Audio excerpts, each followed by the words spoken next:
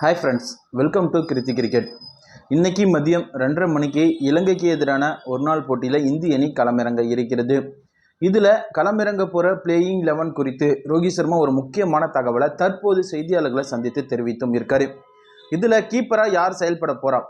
ஏன்னா ரிஷப் பண்ட்டும் கடந்த T20 world cup தொடரில் மிக சிறப்பாக செயல்பட்டு இருக்காரு.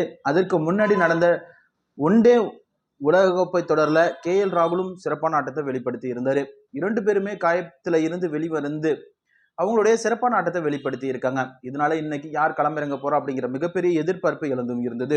அதே போல தமிழக வீரர், அதாவது CSKல கலக்கின சிவம் துபேவுக்கு இந்த ஒரு நாள் தொடரில் வாய்ப்பு கொடுக்கப்படுமா அப்படின்னு அதிக எதிர்பார்ப்பு இருந்தது. ஆனா ரோஹித் சர்மா சிவம் துபேவுக்கு இந்த தொடரில் வாய்ப்பு கொடுக்கல. அவருக்கு பதிலாக ரியான் பராக்குக்கு தான் வாய்ப்பு கொடுக்கப்பட்டும் இருக்கிறது. அதே போல பவுலர்களில் ராணாவுக்கு பார்த்தீங்கன்னா இந்த ஒரு நாள் தொடரில் வாய்ப்பு கொடுக்கப்படுகிறது. கலீல் அகமதுக்கு வாய்ப்பு கொடுக்கப்படலை. அவருக்கு பதிலாக ஹர்தீப் சிங் பார்த்தீங்கன்னா அணியில் இடம்பெற்றும் இருக்காரு. 3 மாற்றங்களோட இந்த ஒரு நாள் தொடரில் இந்திய அணி பார்த்தீங்கன்னா களம் இறங்குகிறது.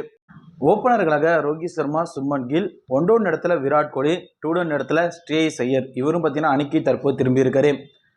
5வது இடத்துல KL ராகுல், 6வது இடத்துல ரியான் பராக், 7வது இடத்துல வாஷிங்டன் சுந்தர், 8வது இடத்துல குல்தீப் யாதவ், 9வது இடத்துல ராணா, 10வது இடத்துல முகமது சிராஜ், 11வது இடத்துல ஹர்தீப் சிங். இந்த 11 பேர் கொண்ட இந்திய அணி தான் இலங்கைக்கு எதிரான முதல் ஒரு நாள் தொடரில் களமிறங்க இருக்காங்க. சிவம் துபேவுக்கு வாய்ப்பு கொடுக்கப்படாது மிகப்பெரிய அளவில் வருத்தத்தை தான் ஏற்படுத்தி இருக்கிறது.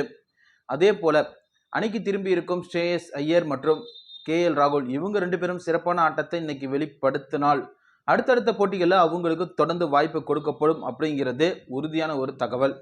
இது போன்ற கிரிக்கெட் தகவல்களை உடனுக்குடன் தெரிந்து கொள்ள நம்ம சேனலை மறக்காமல் சப்ஸ்கிரைப் பண்ணிவிடுங்க. இப்படியே பக்கத்தில் உள்ள பெல் ஐக்கானை கிளிக் பண்ணிவிட்டு இந்த வீடியோ பிடிச்சிருந்தா நம்ம வீடியோவுக்கு ஒரு லைக் பட்டனையும் தட்டி விட்டுருங்க. நன்றி.